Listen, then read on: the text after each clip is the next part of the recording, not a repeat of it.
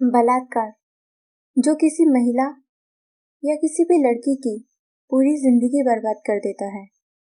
एक लड़की के न केवल शरीर पर बल्कि उसके मन और मस्तिष्क पर इसका कितना बुरा प्रभाव पड़ता है, उसे कितना दर्द और तकलीफ होती है, इस बात का हम अंदाजा भी नहीं लगा सकते। बलात्कार के बाद एक लड़की हर पल एक दर्द और असहनीय मानसिक पीड़ा से गुजरती है। बलात्कारी तो केवल एक बार महिला की अस्मिता पर हमला करता है, लेकिन हमारा समाज और समाज में रहने वाले लोग, हमारी सामाजिक व्यवस्थाएं उस पीड़ित महिला को बार बार मानसिक प्रताड़ना का शिकार बनाती है, उस महिला का मानसिक रूप से बलात्कार करती है। और इसी प्रताड़ना का हिस्सा है उस पीड़िता के साथ रेप की बात किया जाने वाला ये 2 उंगलियों वाला टेस्ट यानी कि 2 फिंगर टेस्ट, जिसके बारे में आज हम बात करेंगे। जब किसी लड़की या महिला का बलात्कार होता है तो सबसे पहले उसे हॉस्पिटल ले जाया जाता है, जहां इस बात की पुष्टि की जाती है कि उसका बलात्कार हुआ है या नहीं। और इसके लिए डॉक्टर्स 2 फिंगर टेस्ट करते हैं, जो खुद एक प्रकार से बलात्कार के समान है।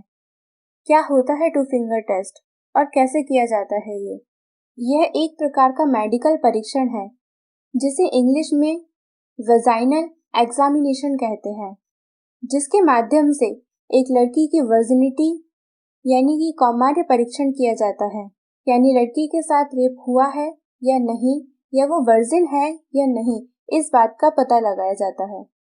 इस परीक्षण में महिला की योनि का टेस्ट इस धारणा के साथ किया जाता है कि सेक्स के दौरान महिला की योनि में मौजूद हाइमन लेयर टूटी है या नहीं। उसके लिए डॉक्टर्स अपनी 2 उंगलियों को विक्टिम महिला की वजाइना में डालते हैं, जिसकी वजह से उसे एक बार फिर वही दर्द सहना पड़ता है। 2 फिंगर टेस्ट किसी बलात्कार पीड़िता के साथ किया जाने वाला एक और बलात्कार ही कहा जाएगा, क्योंकि इसमें एक महिला को शारीरिक और मानसिक दोनों ही तरह से उत्पीड़ित किया जाता है।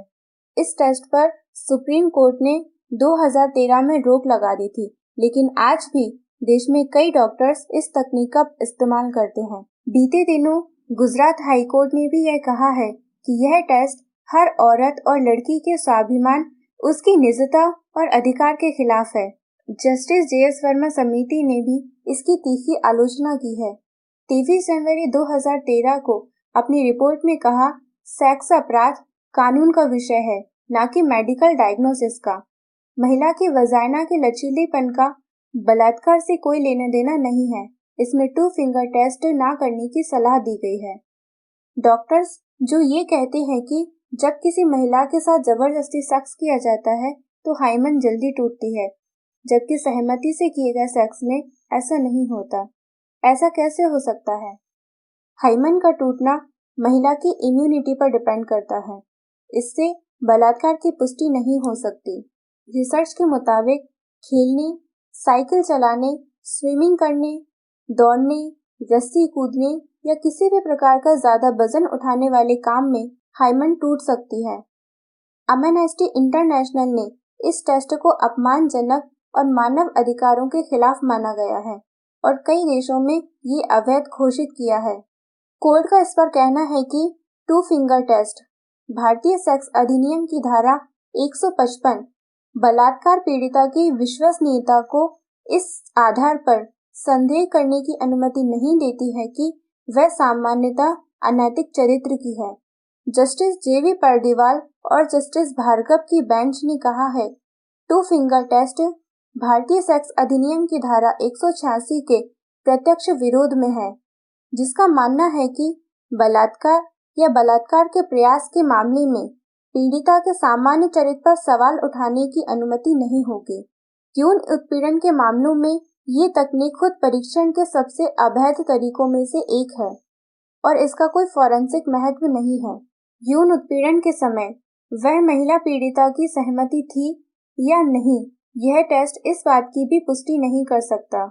जरा सोचिए, बलात्कार के बाद भी दोषी की बजाय पीड़िता को ऐसी कठिनाइयों से गुजरना पड़ता है। इलाज के नाम पर शारीरिक और मानसिक रूप से प्रताड़ित किया जाता है और साथ ही साथ इसका प्रतिरूप देखें तो महिलाएं जब किसी पुरुष पर बदला लेने या किसी झगड़े की वजह से उन पर झूठा रेप केस करती हैं, तो उस लड़के को भी सजा हो सकती है, जिससे उस लड़की की पूरी जिंदगी भी खराब हो सकती है। क्योंकि टू फिंगर टेस्ट सिर्फ और सिर्फ यह बता सकता है कि हाइमन टूटी है या नहीं, और हाइमन किसी भी वजह से टूट सकती है, खेलते हुए, साइकिलिंग करते हुए, रस्सी कूदते हुए, ऐसा कोई भी काम जिसमें ज्यादा मेहनत और ताकत लगे, जिसकी वजह से भी हाइमन टूट सकती है। इसका मतलब ये नहीं कि वह लड़की या महिला का उस पुरुष ने रेप किया हो। इसीलिए इस टेस्ट का कोई फॉरेंसिक महत्व नहीं है। इस टेस्ट को पूरी तरह बैन किया जाना चाहिए।